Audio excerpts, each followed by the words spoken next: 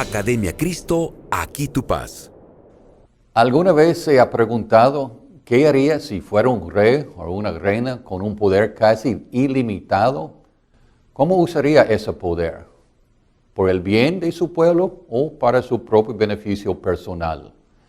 A fines del siglo XIX, el historiador británico Lord Acton dijo: el poder tiende a corromper y el poder absoluto se corrompe absolutamente. Veremos esto suceder en las vidas de los reyes de Israel. Algunos usaron su poder para el bien de la gente y la gloria del Señor, pero la mayoría no lo hizo. Afortunadamente hay otro poder que es absoluto, es el poder del Evangelio. La buena noticia de lo que Dios Padre a través de su Hijo Jesucristo ha hecho para darnos vida eterna en el cielo.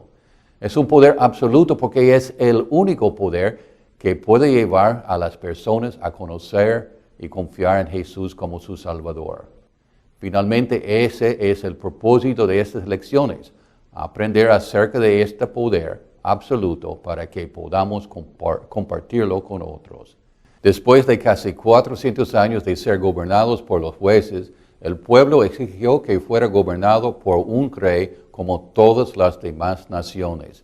Los libros resaltados en rojo son los libros que narran toda la historia de los reyes de Israel.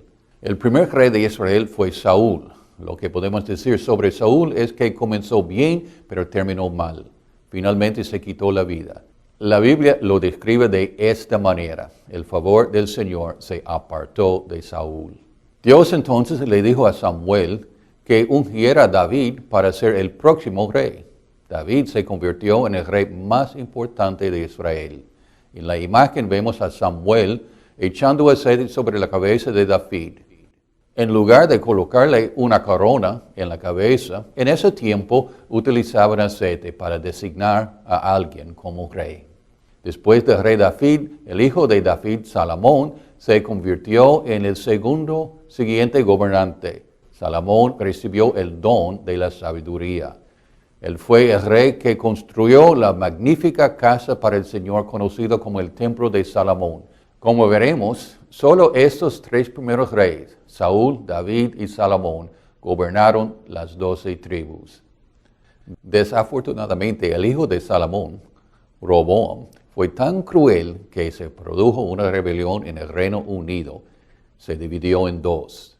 Las 10 tribus que se rebelaron, mostradas en rojo en el mapa, se llamaron el Reino del Norte, o más comúnmente el Reino de Israel.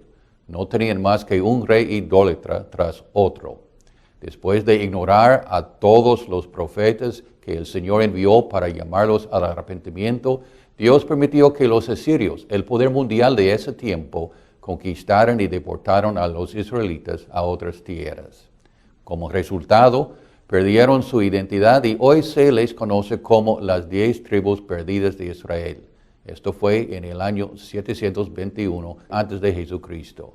Las 12 tribus que permanecieron fieles, mostradas en púrpura, fueron Judá y Benjamín. Formaron el reino del sur más conocido como Judá. Judá tuvo reyes buenos y malos. Debido a que el Salvador prometido vendría de Judá, Dios no permitió que Judá perdiera su identidad como lo hicieron las 10 tribus del norte. Sin embargo, debido a la idolatría, Dios permitió que la siguiente potencia mundial, los babilonios, llevaron cautivos a los principales ciudadanos de Judá durante 70 años. Esto se conoce en la historia como el cautiverio babilónico. La principal deportación tuvo lugar en el año 586 a.C. Después de 70 años en Babilonia, fiel a su palabra, Dios levantó un nuevo poder mundial. Este poder, los persas, permitió que los israelitas regresaran a Israel. Los israelitas que querían irse quedaron bajo el liderazgo de Esdras y Nehemías.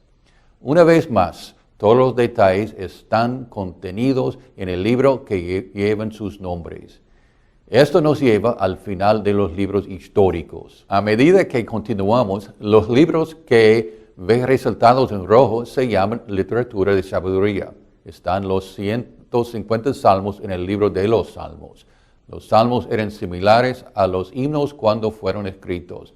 El rey David era un músico talentoso y escribió aproximadamente la mitad de los salmos. El hijo de David, el rey Salomón, se destacó por su sabiduría. Escribió los siguientes 3 libros: Proverbios, que es una colección de dichos sabios, luego Eclesiastés y el Cantar de los Cantares de Salomón. Los siguientes libros que se muestran en rojo son Isaías, Jeremías, Lamentaciones, Ezequiel y Daniel. Se les conoce como los profetas mayores debido a la longitud de sus libros.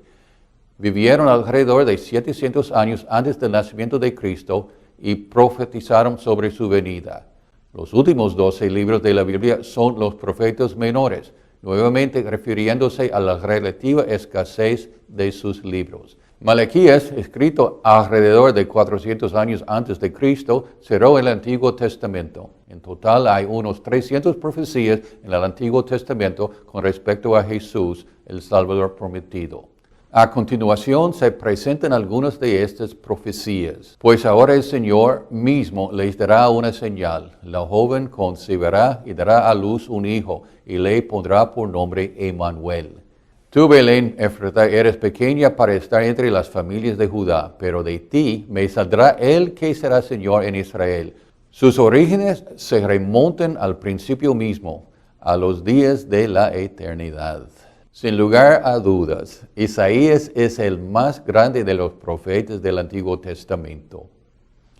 A pesar de que vivió unos 700 años antes de Cristo, Isaías pinta proféticamente una descripción de la crucifixión de Jesús como si estuviera justo frente a la cruz. Será despreciado y desechado por la humanidad entera. Será el hombre más sufrido, el más experimentado en el sufrimiento, y nosotros no le daremos la cara.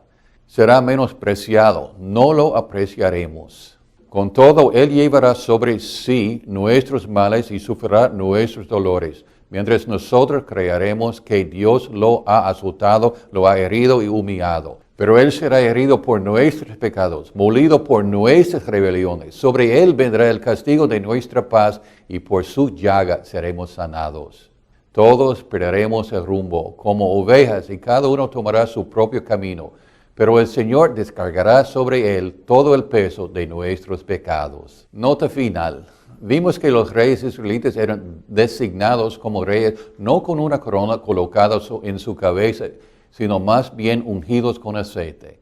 ¿Sabe cuál es la palabra para ungir en el idioma hebreo? Probablemente usted esté diciendo no, pero en realidad sí la sabe.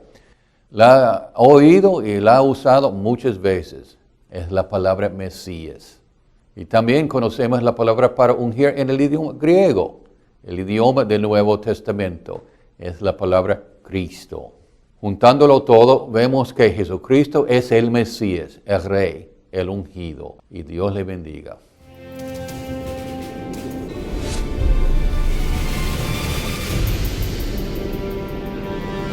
Academia Cristo, aquí tu paz.